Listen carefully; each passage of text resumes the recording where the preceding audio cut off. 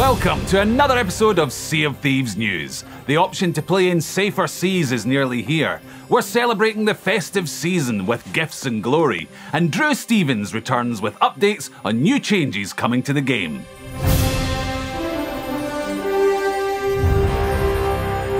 Safer Seas is a new option that allows you to experience Sea of Thieves without being part of the shared world. You can head out on the waves with up to 3 other players and enjoy many activities, from battling deadly skeleton ships to experiencing epic stories with tall tales. Crucially, there won't be any other players in the world except for those on your crew. So if you're looking for a mode where you can explore the world at your own pace, then Safer Seas is the ideal option. And there's not long to wait until you can try it for yourself. Safer Seas launches with our next game update on December 7th. As we head into the season of warming yourself by the fire, sipping on a sweet libation, and scratching around the chocolate tin for anything other than one of the coconut ones, in Sea of Thieves, we are celebrating with a special Gifts and Glory event. From the 18th to the 24th of December, we'll be spreading festive cheer throughout the seas, with a glorious tree to pop your presents under at Sanctuary Outpost, and a sack full of login bonuses too. Play during the event and we'll gift you a tidy amount of gold, the precious present flag for your ship, Skull of Destiny and Cursed Chest voyages, and the Festival of Giving fireworks crate to help you light up the sky of the Sea of Thieves. We're also offering a special login bonus to help you celebrate Grogmanay. Set sail on the Sea of Thieves between the 30th of December and the 2nd of January, and you'll unlock the Grogmanay tankard. Or for those who earned it previously, you'll receive an additional notch to mark another year on the seas. Now have your memes on standby as we head over to Drew for more information on the changes we're bringing to the game. Don't worry, I'll just wait right here.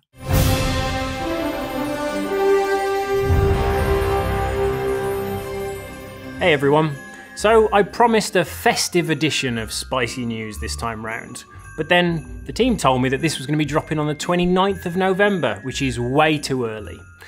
So for this, I can only apologise. This feels so wrong. But let's get on with the news, and start off with the Skull of Siren song. There've been some amazing stories shared already, from epic chases to all-out island wars. A particular team favourite was Hitbo's Briggsy cosplay, which led to a world-class steal. Bravo, dude. We recently released a hotfix to address a couple of early issues that were identified. First up, there was a fix to the voyage items to ensure that keys could be used in chests and things could be handed into Briggsy at the end of the encounter. That should all now be fixed.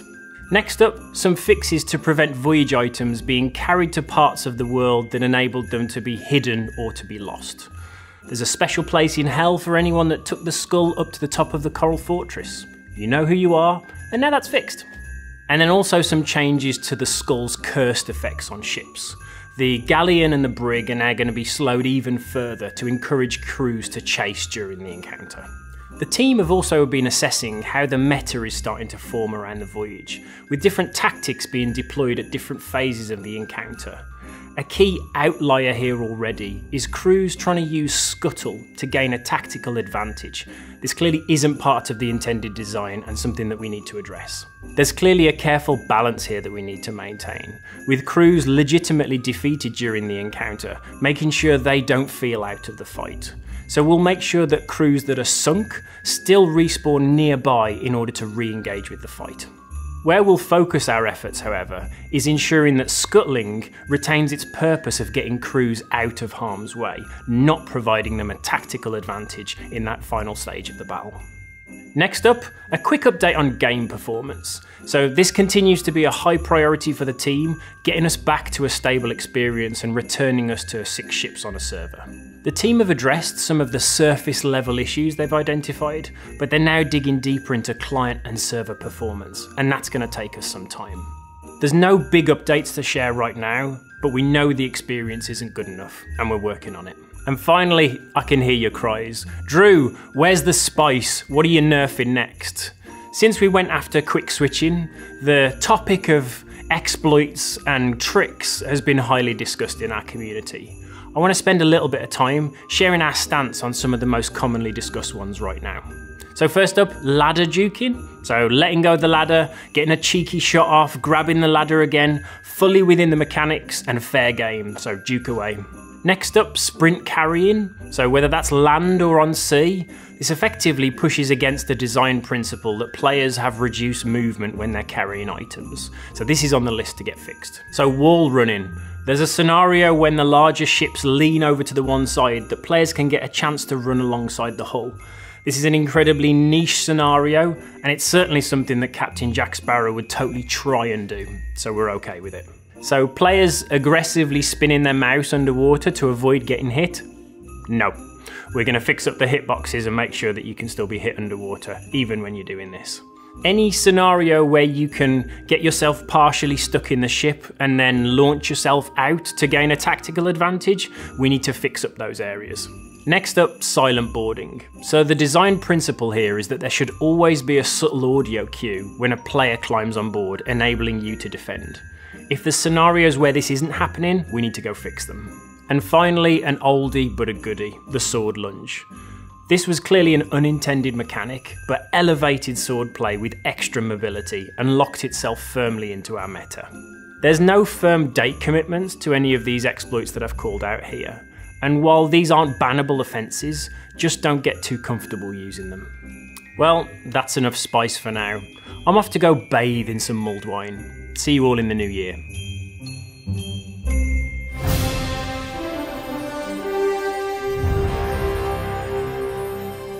As we approach this special time of year, we know that pirates want to look their best. And if you head over to the Pirate Emporium, you'll find it's your one-stop shop for festive stocking fillers.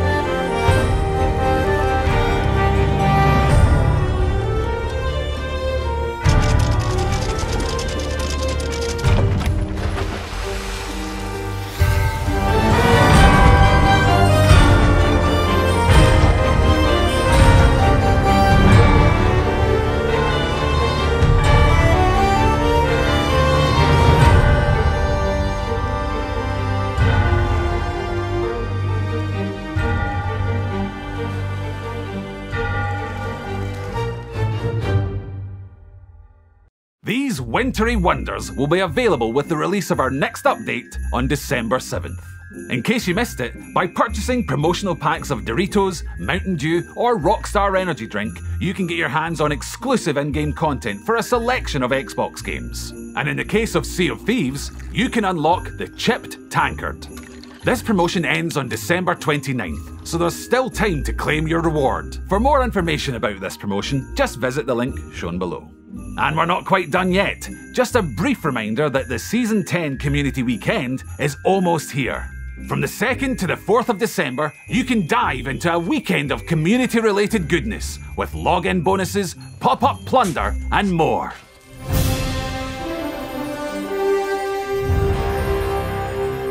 And that's it for another episode. If you liked what you just saw and you want to see more about Sea of Thieves, then remember to like, subscribe, and ring the little ship's bell.